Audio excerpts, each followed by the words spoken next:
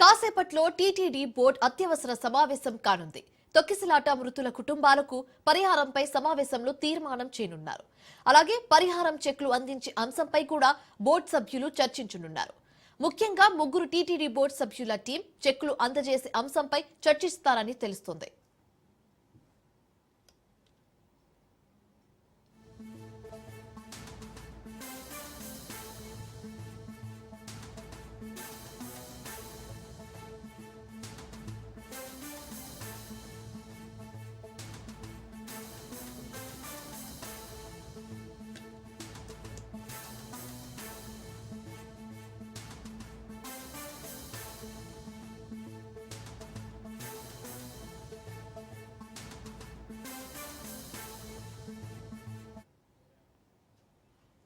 కాసేపట్లో TTD board అత్యవసర సమావేశం కానుంది.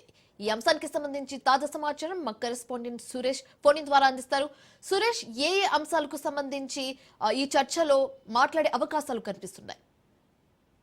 రైతు శివాని ఏదైతే తిరుపతిలో తొక్కిసలాట ఘటనలో చనిపోయిన వారికి, గాయపడిన వారికి ఎక్స్గ్రేషియా ప్రభుత్వం ప్రకటించిన తర్వాత దాని మీద సుదీర్ఘంగా చర్చించబోతున్నారు. ఇవాళ టీటీడీ పాలక మండలి అత్యవసర సమావేశం ఏర్పాటు చేసుకున్నారు.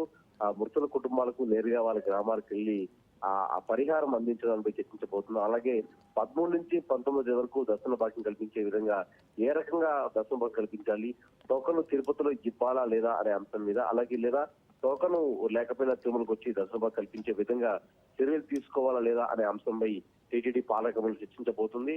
ఆ రకంగా దాని తగ్గట్టు తిరుమల తిరుపతి దేవస్థానం అధికారులు ఏర్పాట్లు చేస్తున్నారు.